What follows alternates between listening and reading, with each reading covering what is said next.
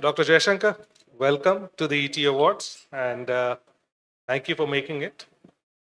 So let me start by just talking about the churn which is happening in the world. The world has been in churn, a lot of churn. You just look at the last decade, the US-China dynamic, that has undergone a reset. The Russia-China, the Russia-Ukraine war, the situation in the West Asia region, and of course the pandemic and the global economy. In all of this, we've also seen change happen in India. We've seen a full majority government, which is now into completing its second term, and you've been part of that entire journey. In fact, you've also traversed a long journey in your career before that. So, in short, let us hear it from you.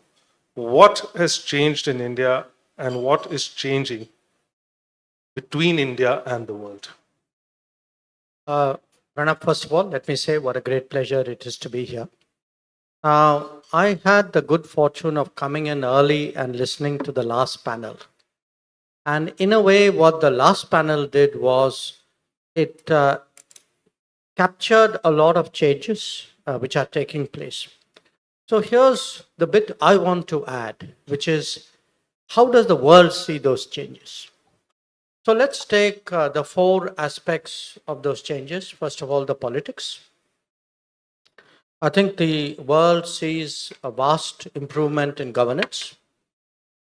It sees not just a full majority government, it actually sees a prime minister whose popularity rating is the envy of all other politicians in the world. It sees something very rare in this century, the possibility, the probability of three successive terms in a democratic polity. Now, what does that mean? That means both progress and it means stability. And therefore, you come to the second aspect of it, the economics of it. Again, they see the enormous infrastructure change, driven by Gati Shakti.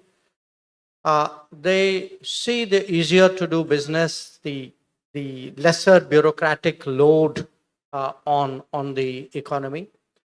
I'm not sure the world is entirely conversant with all the details, but they can sense, these 250 million people who come out of poverty, the layer above them, which is getting into a neo middle class.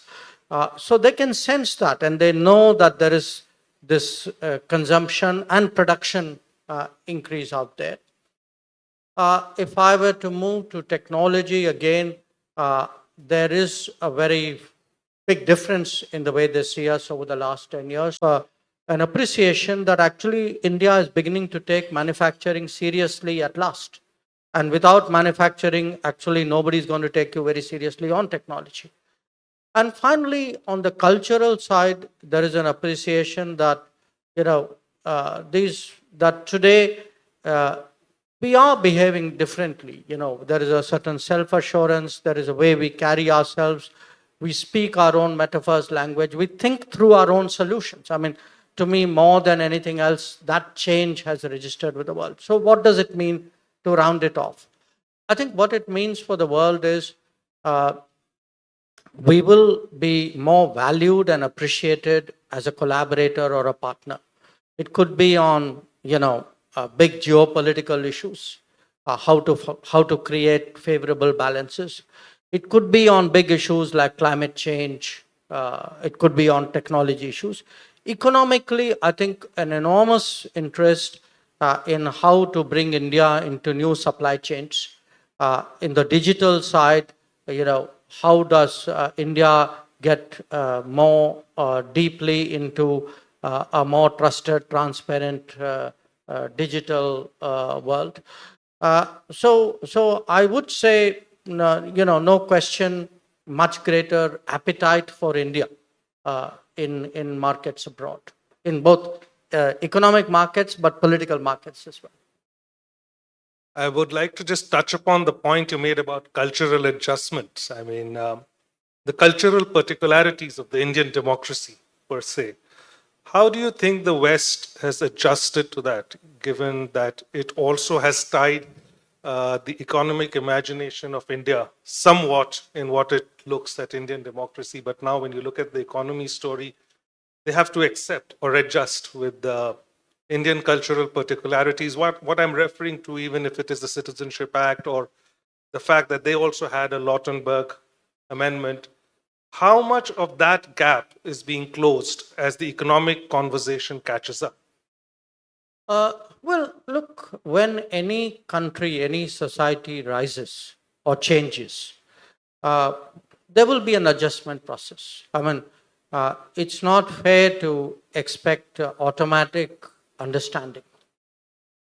If the rise is sharp, if the changes are very significant, then the gaps will be more. So there will be issues. There are issues. I mean, I don't think anybody would deny it. I mean, you gave an example, which is CAA. You can see in some parts of the world that there's an automatic buy-in into certain narratives, particularly vote bank type narratives. Now, nobody really figures in that this is a consequence of the partition. That you have neighbors where the minorities, the numbers have gone down dramatically, and those people have to go somewhere. In many cases, the nature of the faiths are such that the only place they can go to is India. Now, these are all countries who, by the way, do the same thing themselves. I mean, many of them have used religion or language or other attributes as a faster pathway to citizenship or immigration in their own case. But yet they would buy into it. So there will be issues. I think what is important is how do we, how do we communicate better? How do we set out our narratives when we encounter something which is difficult or different? How do we have the confidence to counter that? The rise of any country is always accompanied by a certain argumentation and a certain marketing, if you would. And I think that's exactly what is happening to us.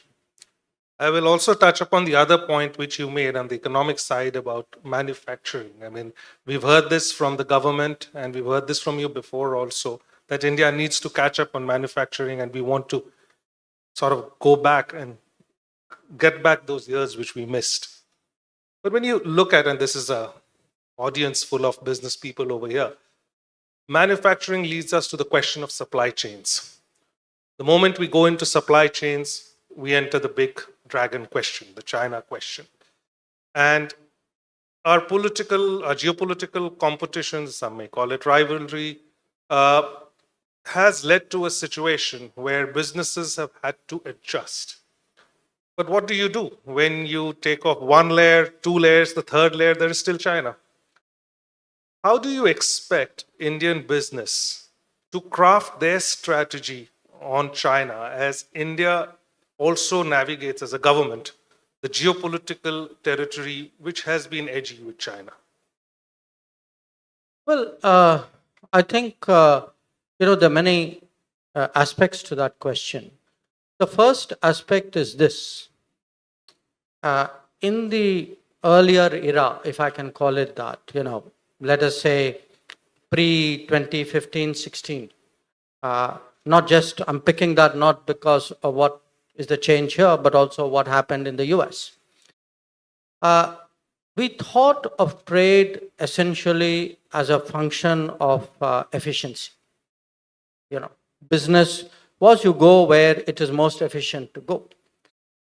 Today, if you fast forward to 2024, in many domains, you would put a certain security layer. There are many businesses where it might be more efficient to go there, but you don't want to go there because there are many other implications, including security implications of going there. Another factor which you would put in is actually the socio-economic consequences, the hollowing out of industry in those who were advanced economies, and the dampening of employment and innovation in those who were budding industrial economies. I would put ourselves in that category. So today people would look rightly at, what is the obligation to our own society as well. So there would be a social, employment, security. These are all additional factors in how choices would be made. I mean, if you were asking me what does business do, it doesn't depends on which part, what do you do, which domain you are. There would be some certain areas where I think the sensitivity, the transparency, the trust, anything digital today, telecom today, I mean, these are areas where actually trust will be a very, very crucial factor. And I think people had better wake up to it, because if they make business choices which would lead them to situations where they might find themselves in difficulties because the rest of the system will not be facilitating the execution of that choice. Now, for a lot of other stuff, here's the problem. We can keep complaining that there's one country which accounts for 30% of manufacturing, so many supply chains go there. But at some stage, we have to do something more than complain. Because if we don't build up our own supply chains, and I understand it's not that easy, and it cannot be every major company's responsibility to foster a domestic supply chain, but I would say it is also not something which they should be insensitive to. Where they can actually support a domestic supply chain, they should. What do you want them to do more proactively in specific terms? Look, it's not, I think I'm not parking it on business. I think we meaning the country, we meaning the government, I mean business, I mean, in a sense, a certain collective. We have to create a climate where more industry, more manufacturing, more innovation flourishes in our country. I mean, we have debates in this country where actually people say, we are not capable of manufacturing. We shouldn't be manufacturing. I mean, I'm baffled how anybody can say such things. So, look, we may have missed a certain period of manufacturing because of the policies of that era. But if we have an opportunity today to reboard that bus, which is why, there were remarks about PLI in the earlier panel, that if we can reboard that bus, if we can enter the new industries which are coming up today. If you are looking today at, say, semiconductors, you are looking at renewables, you're looking at green, clean tech, you're looking at space, you're looking at drones. I think we should make that push. I mean, we cannot be a major power without technology, and you cannot have technology without manufacturing. I think it's a very simple correlation out there we need to understand. So when people say that it is India's moment now, do you see because of the geopolitical situation, the way relationships are redefining themselves among countries? In the past, we always talked about building stakes in our relationships with other countries. Do you see the India stake rising in the foreign policies, the foreign and economic policies of other countries? Is that moment something you are experiencing in your daily interactions and conversations?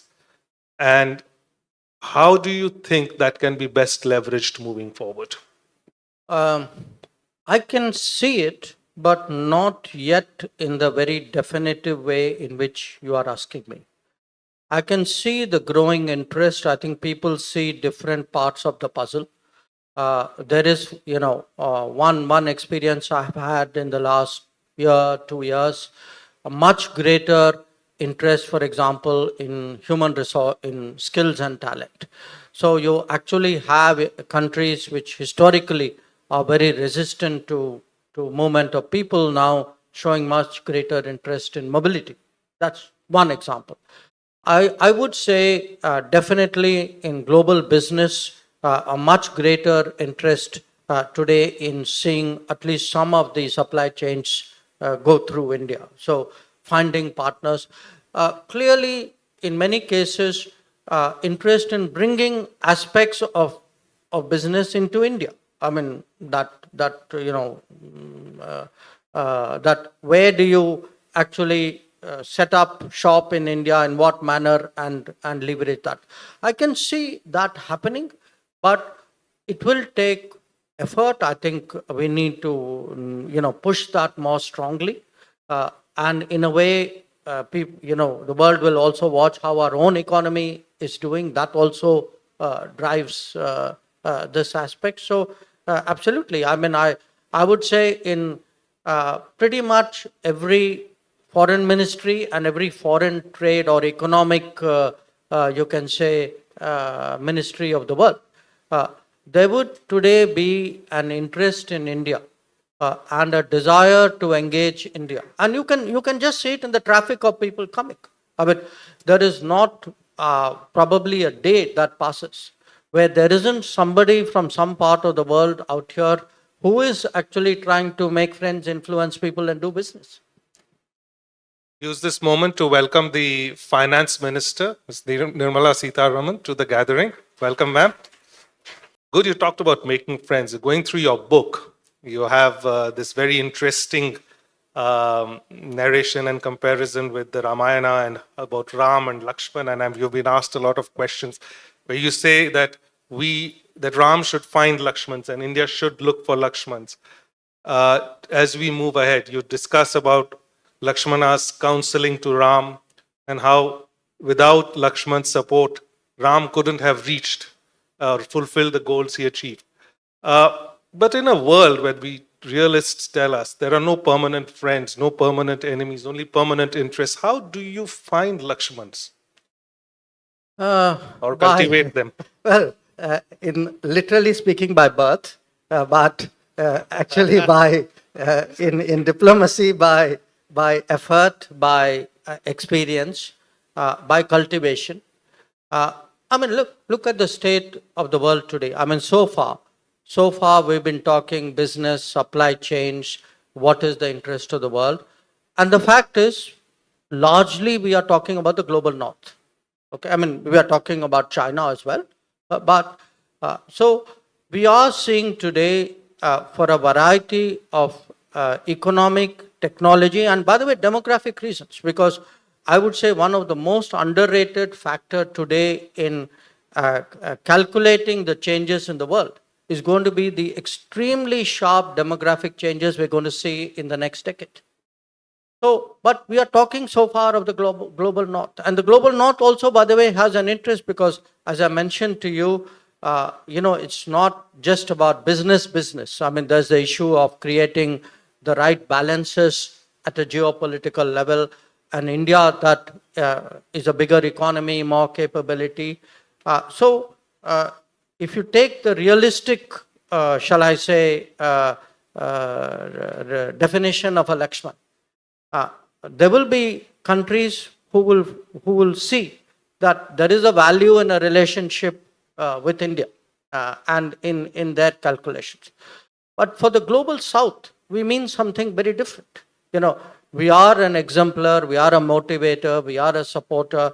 Pretty much everything, again, which we were speaking about earlier, your Jal Jeevan mission, your digital delivery, even the housing, the electricity, all these today are actually to differing degrees being tracked by the rest of the world.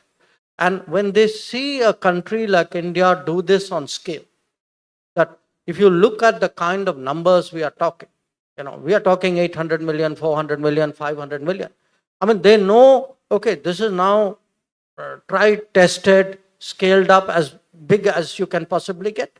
And there too, there is a great desire to associate themselves with us and work with us. So I would argue today that in many ways, we have this ability. We have this ability to be relevant to the north, to be relevant to the south, to be able to bridge this east-west. And part of what you see in outcomes like G20 or other international gatherings, even you could see this at the COP28 in Dubai, that is a sense, the different facets of India and the different facets of India's progress in the last decade. I think they have a multiple constituency out there, and those are your Lakshmans in the making. So on that account, on that score, we'll just the time's up for us, sir. And so wish you the very best and finding those Lakshmans and cultivating them and taking this forward. On that note, thank you so much for the conversation, Dr. Jaishankar.